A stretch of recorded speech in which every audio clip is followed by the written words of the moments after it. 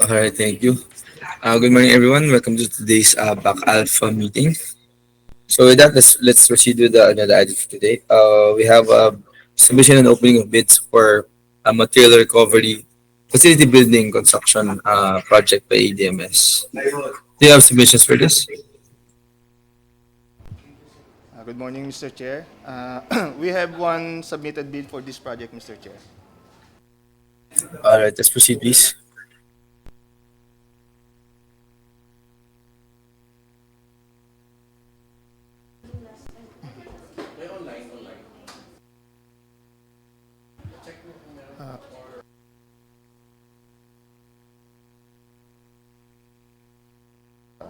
Uh, Requesting to admit the bidder. Please proceed.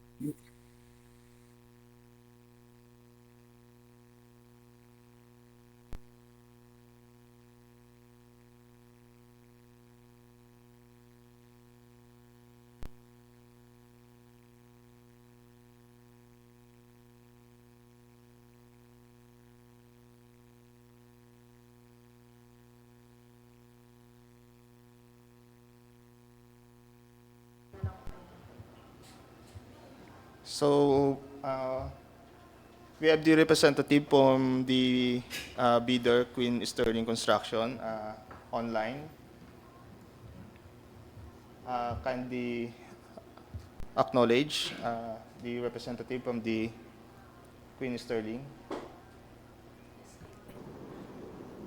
Sir, good morning. Ralph Quinto, sir, representing Bill Sterling. Okay, good morning. We will now open the bid for the project construction of material recovery facility building. With bid number 25-1904 Alpha, with an amount of 2 million and ADMS project.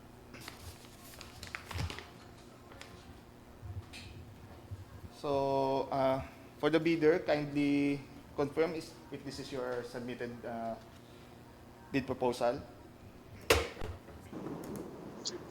Sir, yes, confirm, sir. Okay, thank you. We will now proceed with the opening of the bids.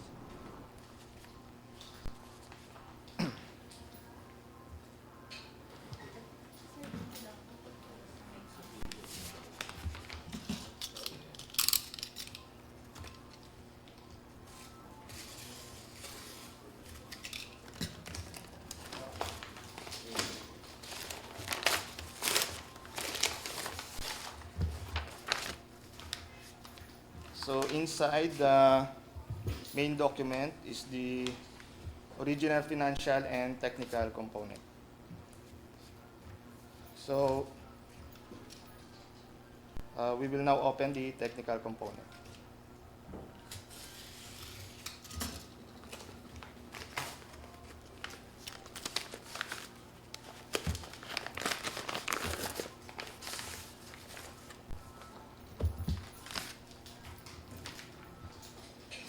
So the submitted technical component has tabbing, pagination, and signature. Requesting for checklist. Back Secretary, please. Checklist, valid field reps registration certificate. Certificate of PhilJEP registration issued to Queen Sterling Construction, valid until December 4, 2025. Submitted. Statement of the prospective bidder of all its ongoing government and private contracts.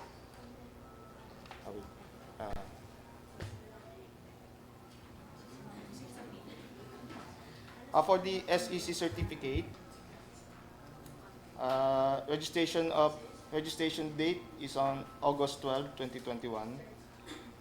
Mayor's permit, valid until December 31, 2025. Tax clearance, valid until August 15, 2025. Audit financial statement, date of filing April 18, 2024. And pickup license with date of expiration on February 19, 2026. Submitted. Statement of the prospective bidder of all its ongoing government and private contracts. Statement of all ongoing projects for government and private. Signed, submitted. Statement of the bidder's single largest completed contract. Single largest completed contract. Signed, submitted. Special pickup license in case of joint ventures. Not applicable. Original copy of bid security. If in the form of a surety bond, submit also a certification issued by the Insurance Commission or original copy of notarized bid securing declaration. Bid security in the form of bid securing declaration. Signed, notarized, submitted. Organizational chart. Organizational chart. Signed, submitted. List of contractors, key personnel. List of contractors, key personnel. Signed, submitted. List of contractors, major equipment units. List of contractors, major equipment.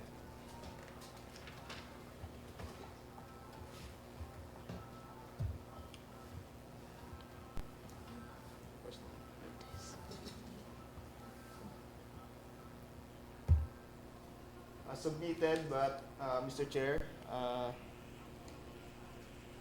there's no signature on the submitted list of equipment. We will check with the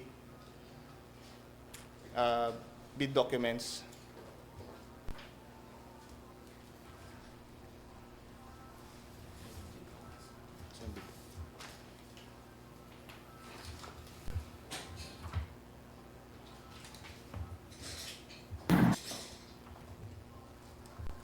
Submit form.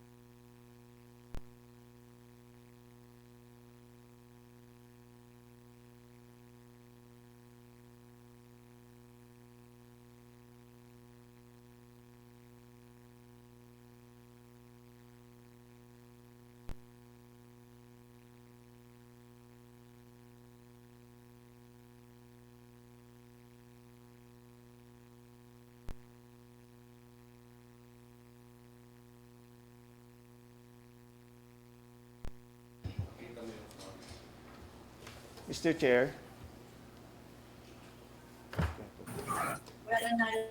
we will look into this. May we request for the continuation of the reading of the bid? Can we find the ano the reference instructions? Di makita. In any case, all the pages need to be signed, right?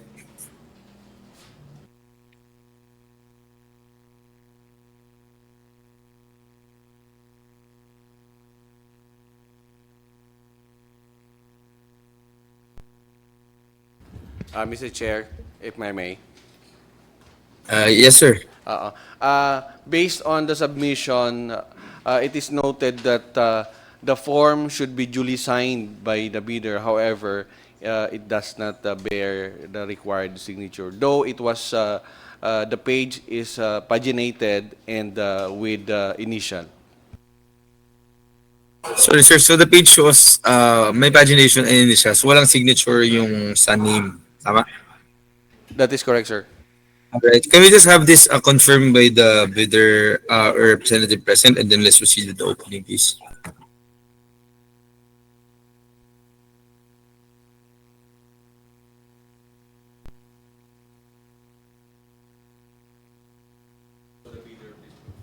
To the bidder, kindly confirm. Representative, please. Yata na-sign yung ano, sir? Yung paging lang yata yung na-sign namin, mismo page. Pero yung form, hindi namin. Pero may signature Pero ako. may signature dun, sir, sa baba. Sa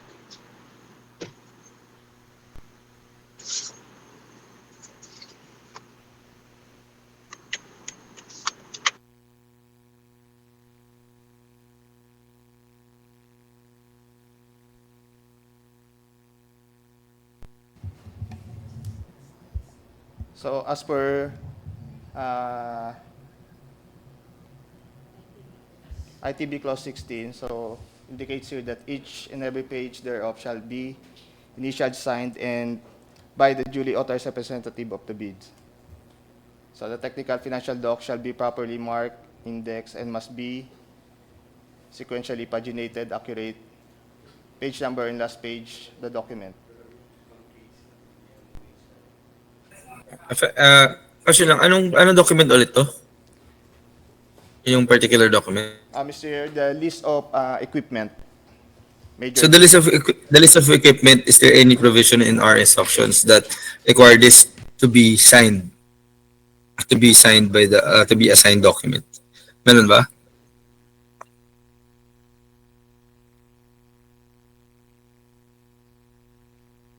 We will check, Mr. Chair.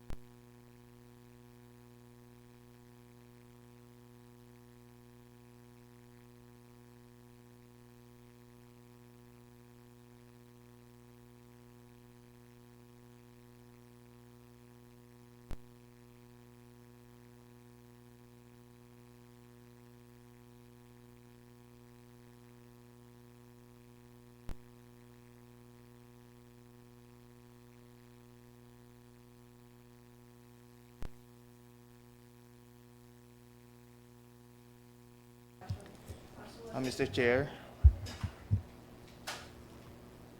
Yes, go ahead. as per the uh, checklist on the bid docs, it didn't state here for the list of major equipment units. Nakalista dyan? Sorry? No, sir. It didn't indicate or state in the bidding documents. That it has to be signed. Yes, Mr. Chair. Okay, sige.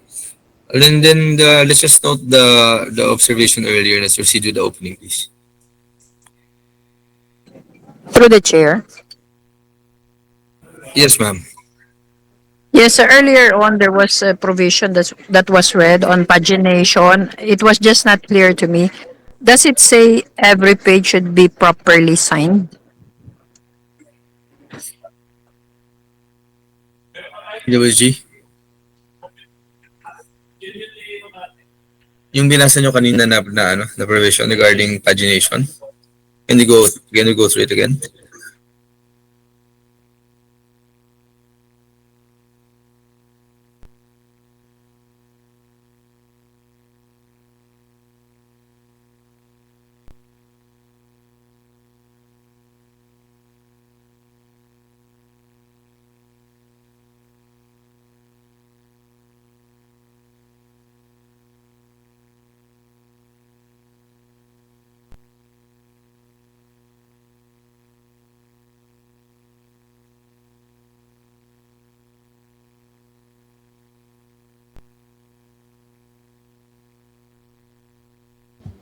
This one, Mr. Chair.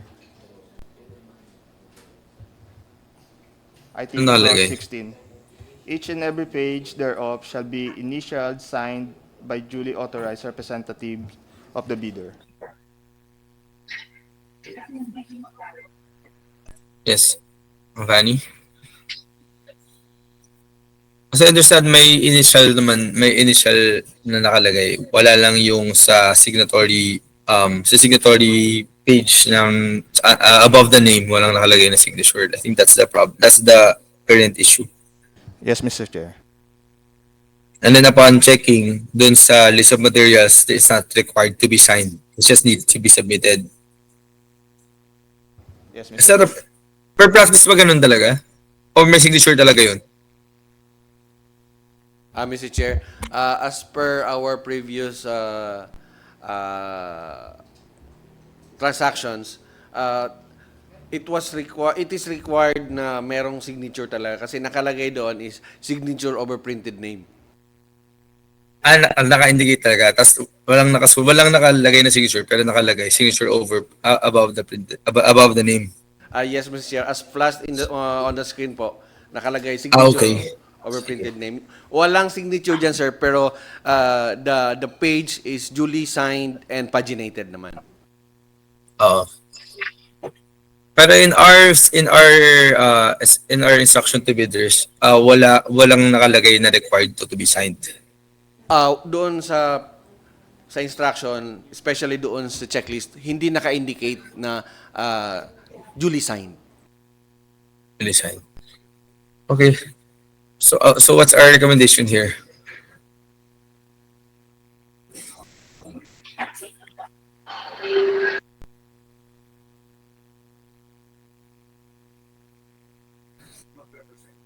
Do you have other bidders for this? Loan bidder, Mr. Chair. Lone bidder? So, okay, wala naman nag-aantay. Sige, so what's the recommendation here of the TWG? As I understand, hindi naman siya required to be signed. However, nakalagay sa document, signature over printed name, tapos hindi siya signed.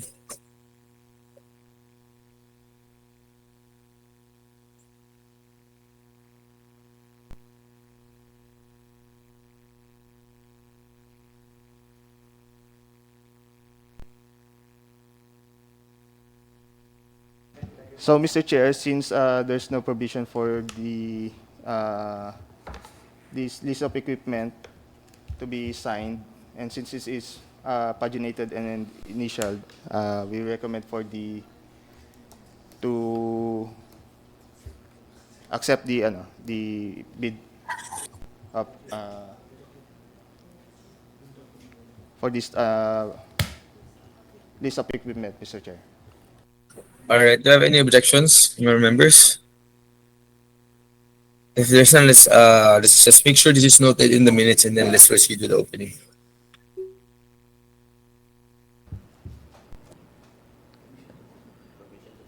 Permission to proceed, Mr. Chair. Yes, go ahead. Original duly signed omnibus sworn statement, and if applicable, original notarized secretary's certificate, or original special power of attorney, Omnibus sworn statement. Signed, notarized, submitted with secretary certificate.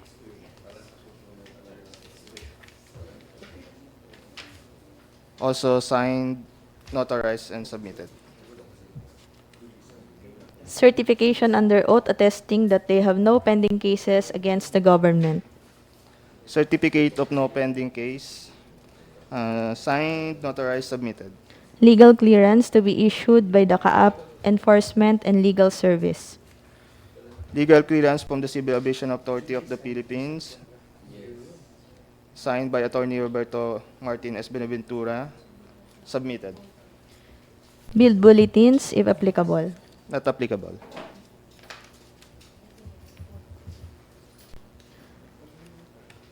That's all for the technical component, Mr. Chair.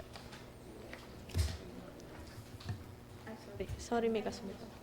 Ano pa? I'm sorry. The prospective bidder's computation of net financial contracting capacity. NFCC, with the amount of 92,114,133 pesos and 24 cents, which is above the ABC. Signed, submitted. If applicable, a duly signed joint venture agreement. Not applicable. That's all for the technical component, Mr. Chair. The submitted technical documents is initially rated as passed, Mr. Chair. We will now be opening the financial documents since this is a loan bidder.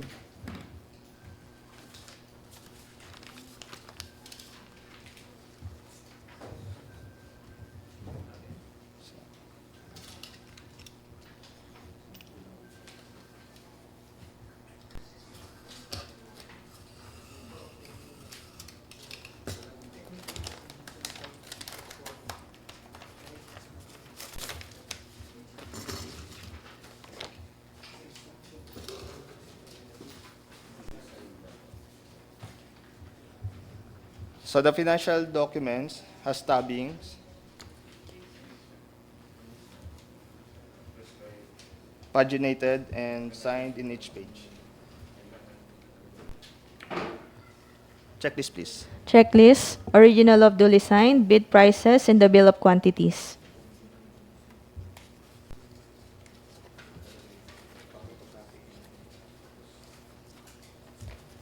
Bill of quantities. Signed, submitted. Summary of bid proposal. Summary of bid proposal. Signed, submitted. Bill of materials and cost estimates. Bill of materials and cost estimate. Signed, submitted. Summary sheet indicating the unit prices of construction materials. Summary for unit price.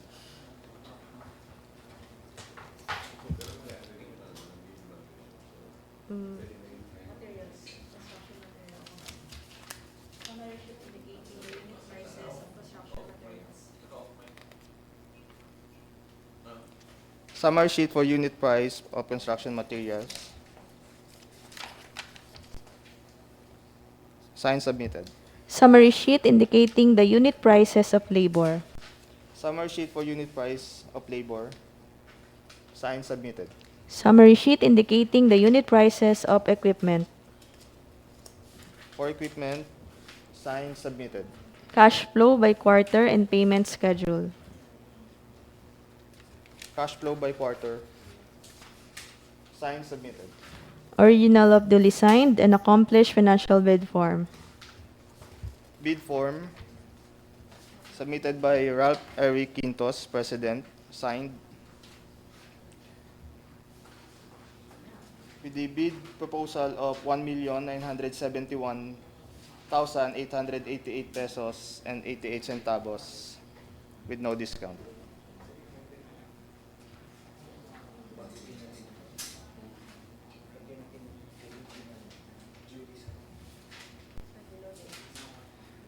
Which is below the ABC.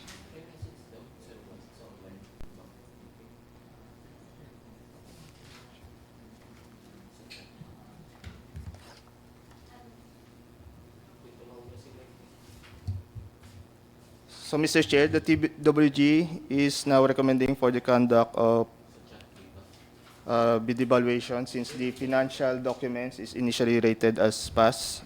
So the DWG is now recommending for the bid evaluation on the submitted proposal of Queen Sterling Construction, Inc. to determine the completeness of bids and ascertain if there are arithmetical and mathematical correction for the consideration and approval by the committee, Mr. Chair. All right, thank you. So we have a recommendation of the TWG for the conduct of bid evaluation. Do you have any questions or comments from our members? If there's none, have a motion, please.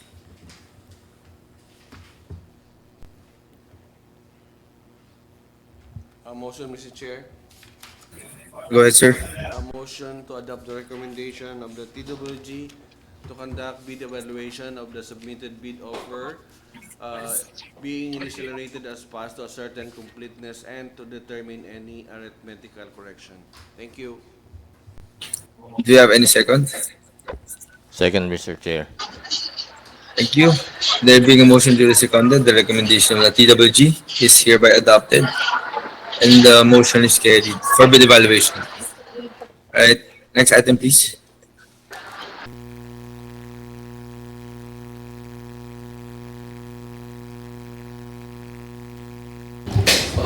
Next in our agenda, Mr. Chair, is the pre-bid conference for the construction of perimeter fence at Wasig Airport to be presented by Mr. Deo Legaspi of ADMS.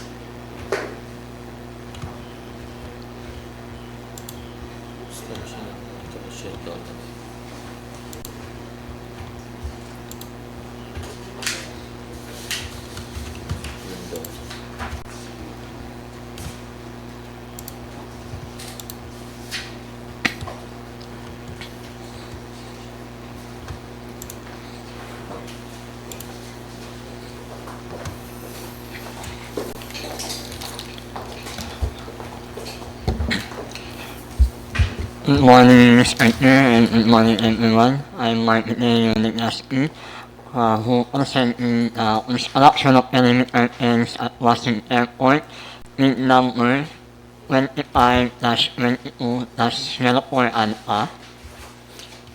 Construction of electric items, construction of perimeter fence. Electric duration 120 calendar days, inclusive of 13 rainy and workable days. Source of fund, EPP CY 2025, CAAP for Electric. Approved budget for the contract, 4,797,807 and 34 cents. Minimum technical personnel requirement, electric engineer, construction safety health officer, construction foreman, general experience with 5 years in general engineering, relevant experience, 3 years in quality of roads or other horizontal structure. Minimum major equipment requirement, 1 power outlet mixer, outlet calculator. Required of license, small e, license category CNE, in industrial plant.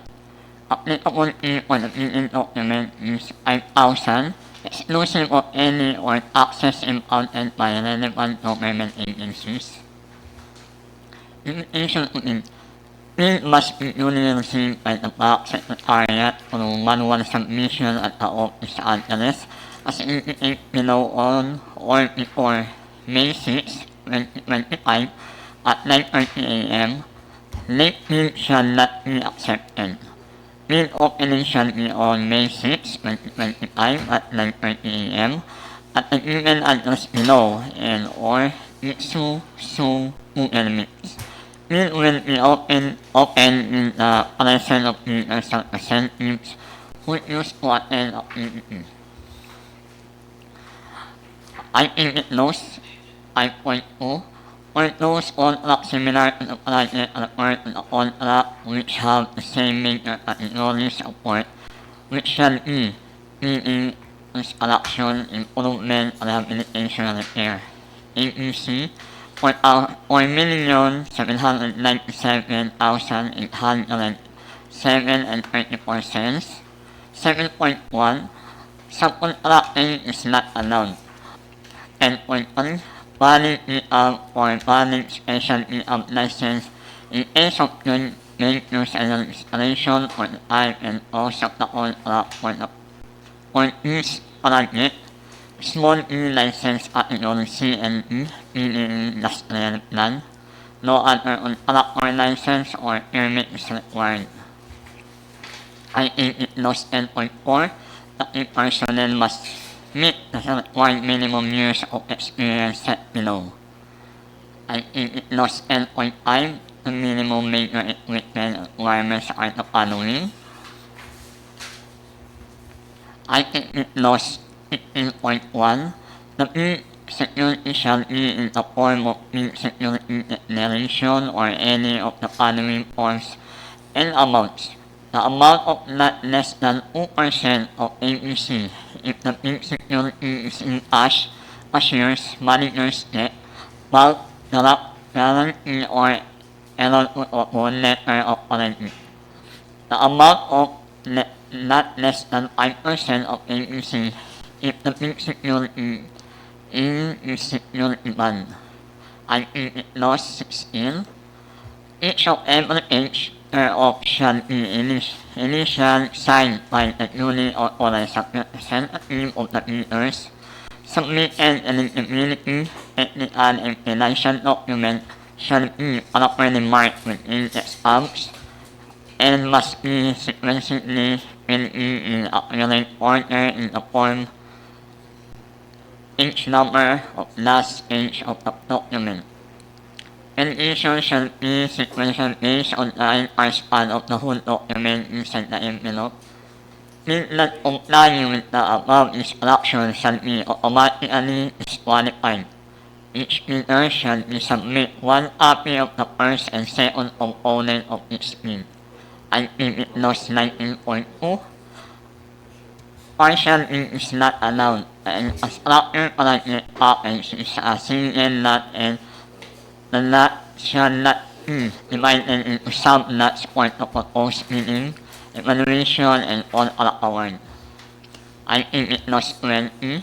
The bidder with the lowest calculated bid that comply with and is responsive to the all requirements and conditions shall submit an updated valid certificate of installation, latest income and business tax return, through the electronic filing and payment system, e-personal license, updated status of all ongoing contract, including contracts awarded but not yet started, issued by the government agency or private concern, failure to submit any of the post-qualification requirement on time or applying against the penalty, therefore, shall disqualify the bidder for award, provided that in the event that applying against the penalty of any of the documents shall submitted in shall cause the of the Building Security Accordance with Section 69 of the IRR of RA 1984. Item clause 21. The following relevant project documents are required to be submitted with a successful bidder who submitted the LCRP as part of the contract agreement during its sign. Construction schedule, partner NSR, Earth CPM network diagram, manpower schedule, construction methods, equipment utilization schedule, construction safety and health program approved by the Department of Labor and Employment. Special condition of contract, PCC clause number 5. In addition to the performance security, willing bidders shall submit on contractors on risk insurance upon receiving the NPP. PCC clause 13. The amount of the advance payment shall not exceed 15% of the total contract price. PCC clause item 15.1. The date by which operating and maintenance manual are required is upon completion of the project. The date by which a skilled drawing are required upon completion of the project. PDF photocopy file of the as-built plan shall include as attachment to the required hard copy of the same upon completion of the project. PCC clause 15.2. The amount of Israel or any purpose to use as-built drawing and or operating and maintenance manual by the date required is percent of the contract price. List of technical and financial document.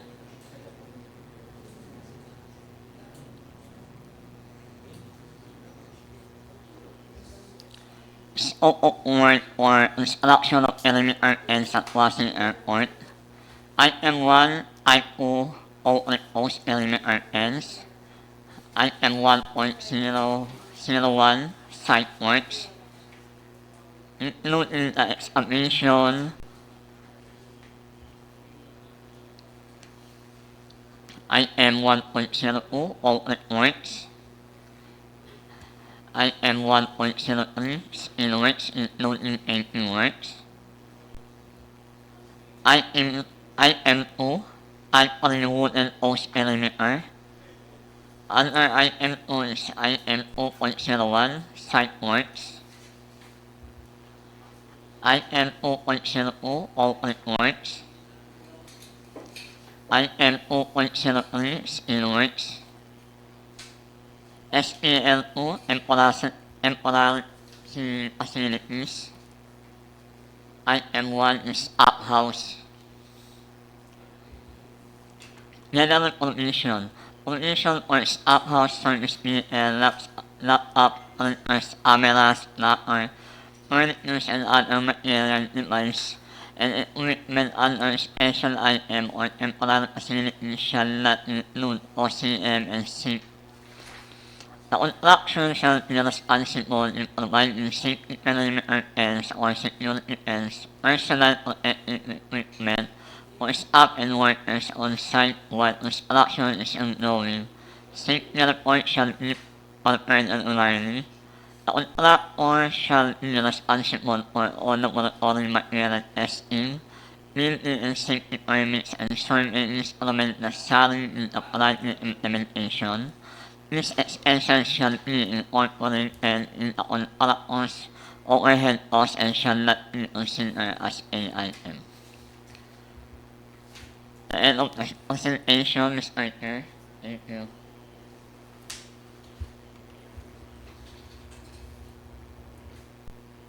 Alright, thank you for that presentation. This is for pre-bid conference, di ba? Do we have prospective bidders for this?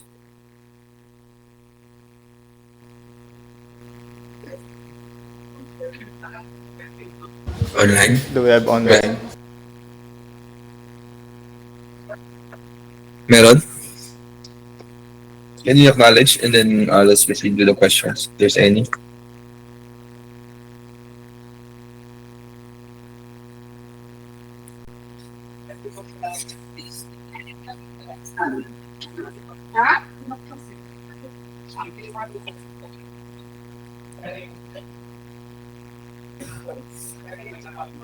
Prospective bidders, you have any questions? If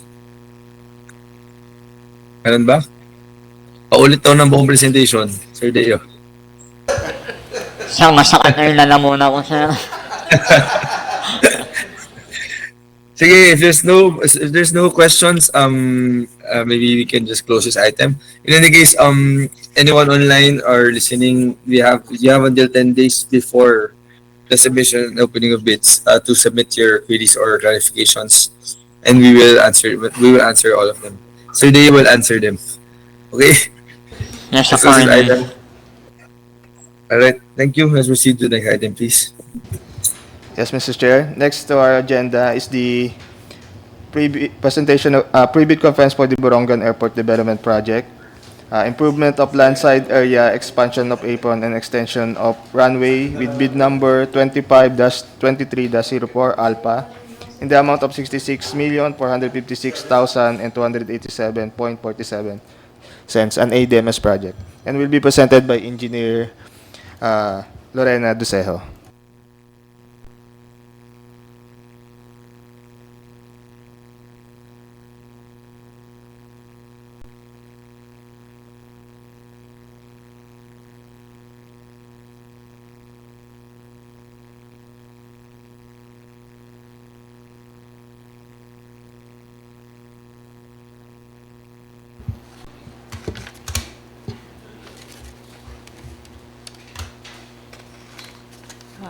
Good morning po to the BAC chair, good morning, and to the prospective bidders.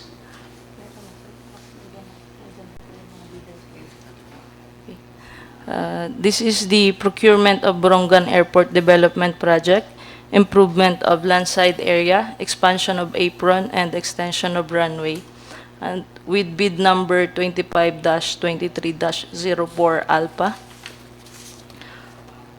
First, I would like to present the site development plan, where the project includes the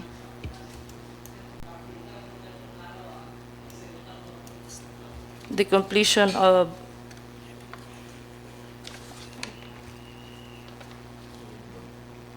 sir, ayaw magpakita yun.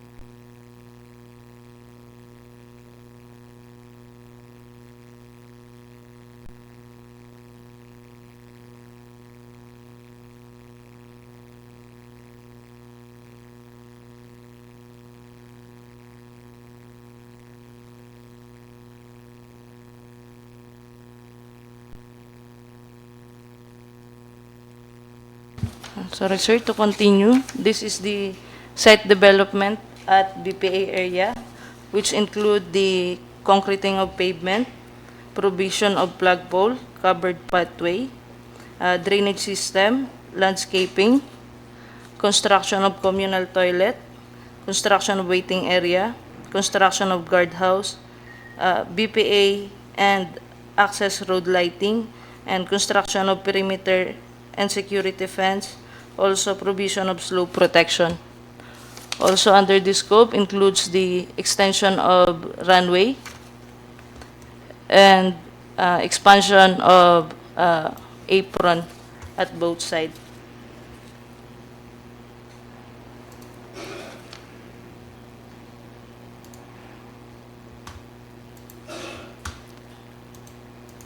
To continue, Section 1, Invitation to Bid. This project was funded under APPCY 2025 under COB with a total amount of 66,456,287 pesos and 47 centavos, with a calendar days of 450 inclusive of 23 rainy or unworkable days.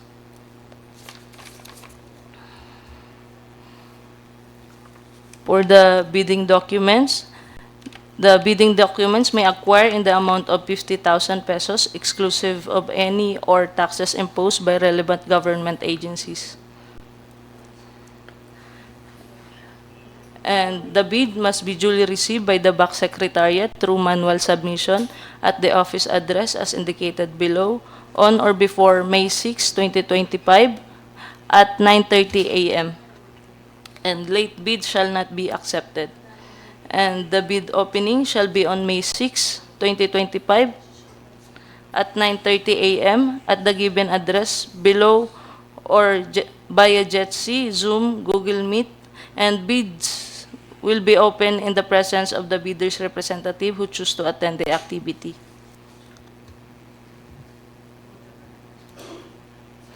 For Section 3, bid data sheet, under ITB Clause 5.2, for this purpose, contracts similar to the project refer to the contracts which have the same major categories of work shall be category in concreting of roads or other horizontal structure with an ABC of 66,456,287 pesos, 0.47 centavos. And subcontracting is not allowed based on the ITB Clause 7.1.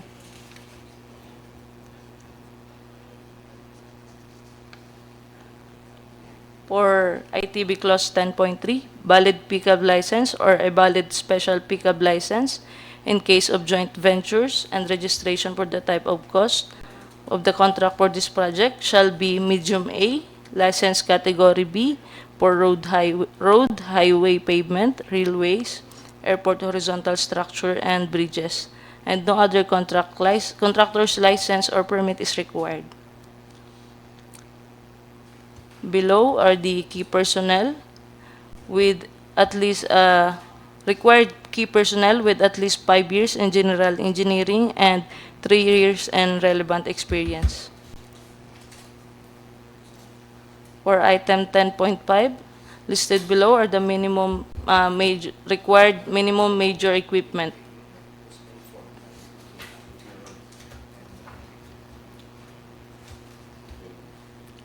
For ITB Clause 15.1, the bid security shall be in the form of a bid securing declaration of or any of the following form and amounts, and the amount of not less than 2% of ABC if bid security is in cash, cashier's manager's check, bank or draft guarantee, or irrevocable letter of credit, and the amount not less than the 5% of ABC if the bid security is in surety bond.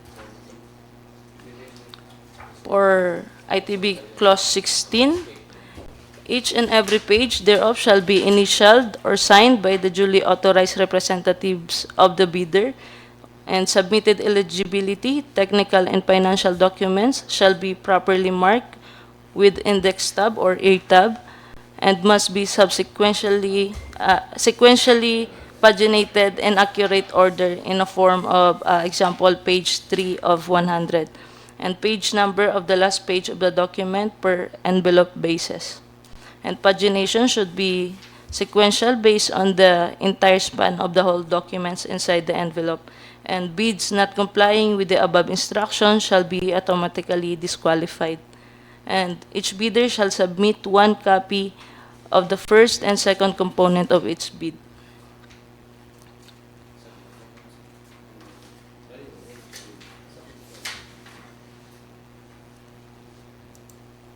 For Section 5, Special Condition of Contract,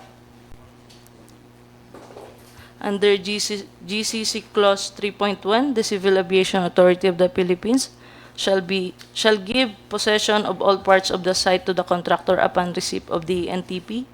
And under GCC Clause 5, in addition to the performance security, winning bidders shall submit a carry or contractor's all-risk insurance upon release of the NTP.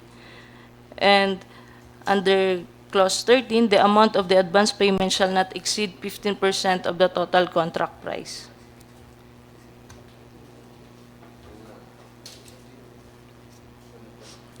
For the scope of work of the Borongan Airport Development Project, Under this project, we have the scope or general requirements. This include the mobilization and demobilization, occupational safety and health program,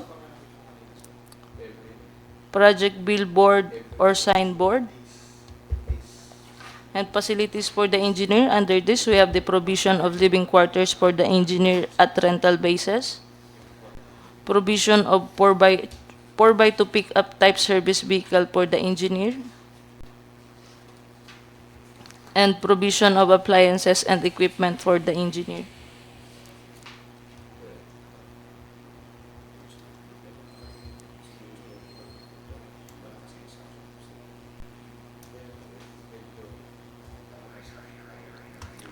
For the major item for this project, the main scope, the completion of vehicular parking area.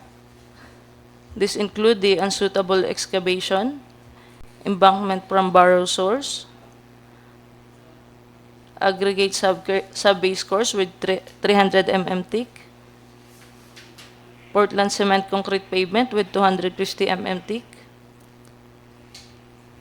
curb and gutter, sidewalks, wheel stopper, pavement markings, provision of flagpole,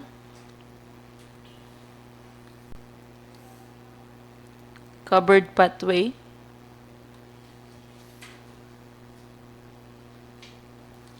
drainage system,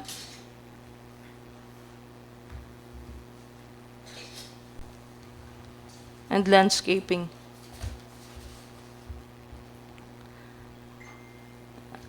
Next item, construction of communal toilet. This include the structural works,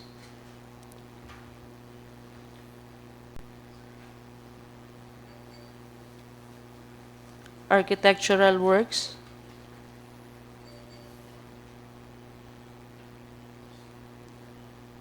electrical works,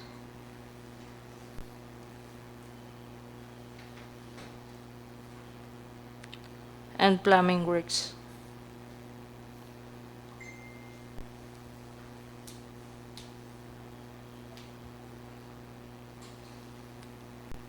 Next item, the construction of waiting area. Also includes the structural works,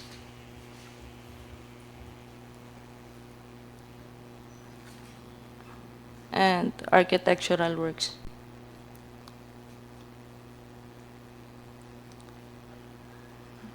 Next is electrical works.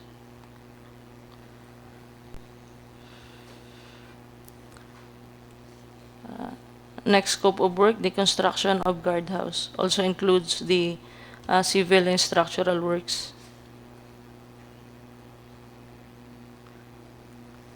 architectural,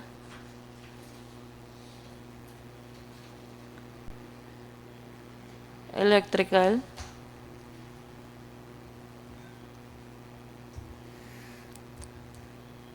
mechanical, and plumbing.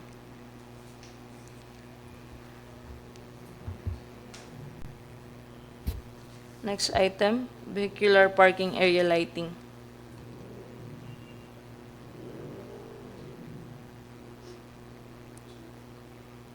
Next is perimeter fence,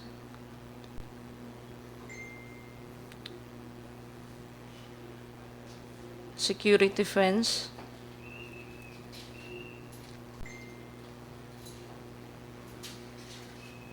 slope protection,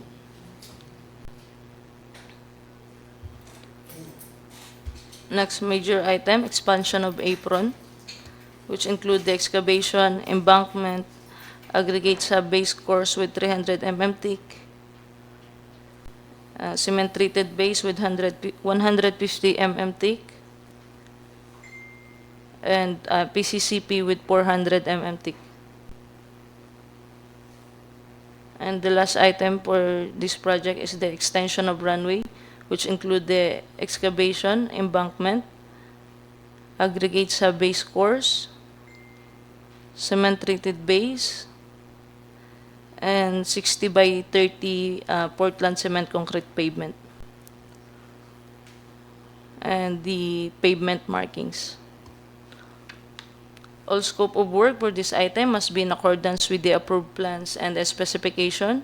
Quality and types of material must conform to specification and must be approved by the project in charge of the CAAP. And the contractor shall be responsible for all laboratory, material testing, environmental compliance certificate, safety permits, and survey instrument necessary in the project implementation. And all expenses shall be incorporated and contractor's overhead costs and shall not be considered as pay item. And the provision of staff house, service vehicle, laptops, printers, camera, platters, furniture, and other materials, devices, and equipment under a special item or temporary facility shall not include OCM and contractor's profit. And the contractor shall be responsible in providing safety perimeter fence or security fence, personal protective equipment for staff and workers on site while the construction is ongoing, and safety reports should be prepared regularly.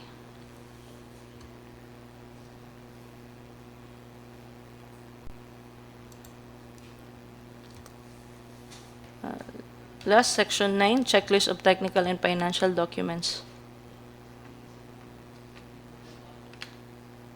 This is the checklist of the technical component envelope. This include the legal documents, technical documents,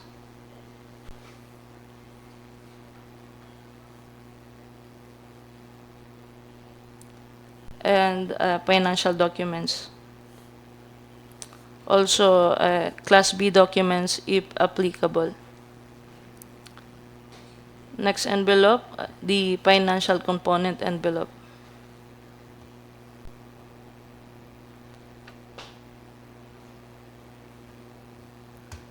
Okay.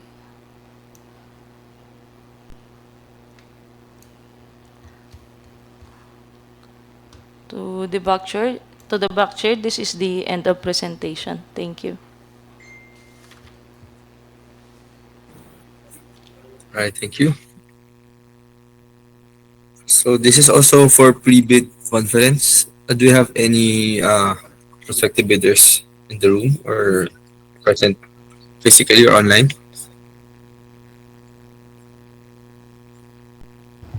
Online, Mr. Chair. Can we acknowledge? Do you have questions?